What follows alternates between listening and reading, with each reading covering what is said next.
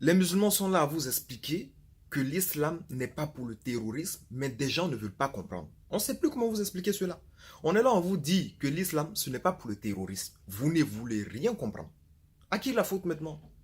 Aujourd'hui, n'importe qui parle du djihad. Tout à l'heure, j'ai regardé une vidéo, c'est ce qui m'a révolté. Il y a une personne qui dit là-dedans, je ne sais pas si cette personne l'a réfléchi, que quand un homme ne veut pas saluer une femme, c'est un terroriste, c'est un djihadiste. Comment on peut être normal et dire des bêtises comme ça? On n'a qu'à arrêter, sérieusement. Sérieusement, on n'a qu'à arrêter ça. Et ça, c'est la faute des médias qui passent le temps à raconter du mensonge, qui passent le temps à inviter des gens qui n'ont rien dans leur tête. Comme si, voilà, quelqu'un manipule tout cela pour salir l'islam. On ne sait plus comment on va vous expliquer cela. L'islam n'est pas pour le terrorisme. L'islam combat, l'islam maudit le terrorisme. Le prophète Mohammed alayhi salatu wassalam nous dit, celui qui tue un innocent ne sentira pas l'odeur du paradis. Donc tout ce que vous voyez, Boko Haram, Al-Qaïda, ça ce n'est pas l'islam. Comment on va vous expliquer ça? Tout le monde prend le djihad. Tout le monde parle du djihad. Est-ce que vous savez ce que c'est que le djihad? Si on demande aux gens qui parlent du djihad, si on leur demande la question de savoir c'est quoi le djihad, vous allez voir tout de suite, ils vont dire le djihad, c'est le fait d'aller tuer des innocents. Donc vous limitez le djihad à ça. C'est ça pour vous le djihad, aller tuer des innocents. Mais ce sont des gens qui n'ont rien dans la tête qui réfléchissent comme ça. Demandez aux concernés qu'est-ce que c'est que le djihad. Si nous les musulmans on dit nous sommes des djihadistes, demandez aux musulmans c'est quoi le djihad. Nous les musulmans nous allons vous expliquer. Comme vous ne nous demandez pas, moi je vais vous expliquer. Maintenant, nul n'est sourd que celui qui ne veut entendre ou comprendre. Le djihad, c'est un mot qui a plus de 60 occurrences. Plus de 60 occurrences.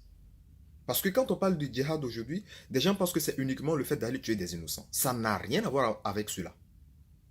Le djihad a plus de 60 occurrences. Vous savez, l'arabe, ce n'est pas comme la langue française. Un seul mot en arabe peut avoir plus de 20 sens selon le contexte dans lequel on l'emploie. Et le mot djihad, il a plus de 60 occurrences. Et parmi ces 60 occurrences, parmi ces plus de 60 occurrences, pardon, il y a un seul contexte qui se réfère au qital, au combat. Et ce contexte-là, on te demande de l'appliquer que lorsque tu te défends. Ça veut dire qu'il y a un seul contexte où on applique le djihad dans le combat. C'est lorsqu'il s'agit de te défendre. Si on t'attaque en islam, c'est un devoir pour toi de te défendre parce que la vie en islam, elle est sacrée. Mais nulle part en islam, on utilise le djihad pour aller tuer des innocents.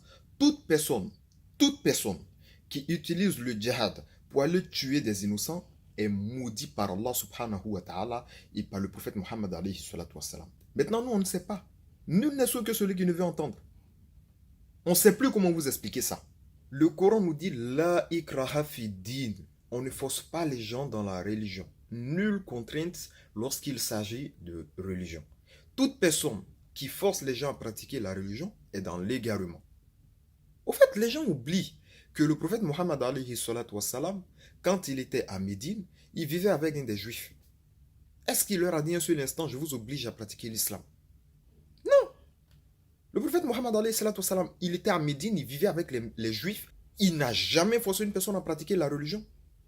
Il a rappelé, comme le Coran nous dit, Fazakir, rappelle, car le rappel, il est profitable pour les croyants. Mais jamais il a dit, bon voilà, il faut absolument que vous pratiquiez l'islam. Au contraire, il vivait avec les chrétiens et les juifs à Médine. Il les a protégés. Ils vivaient ensemble, en paix. Il s'est bien comporté envers eux. Il n'a rien changé dans leur religion. Tous ceux qui forcent dans la religion sont des égarés. Le Coran nous dit, La ikraha fi din. On ne force pas dans la religion. Point de contrainte lorsqu'il s'agit de religion. Toute personne qui impose le voile aux femmes est égarée. Toute personne, c'est en contradiction de ce verset.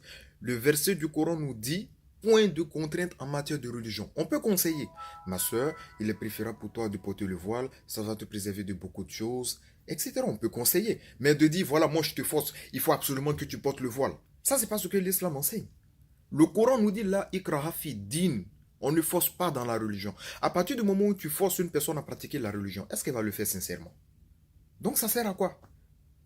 Ça sert à quoi de forcer des gens à pratiquer la religion? C'est pas ce que l'islam nous apprend. C'est pas ce que, en tout cas, le Coran nous apprend. Fadhakir, rappelle. Il faut rappeler aux gens, oui, voilà le bon comportement. Mais il ne faut pas leur imposer parce que le Coran nous dit la ikraha fi din. Donc toute personne qui force les gens à pratiquer la religion est dans l'erreur et ça, c'est en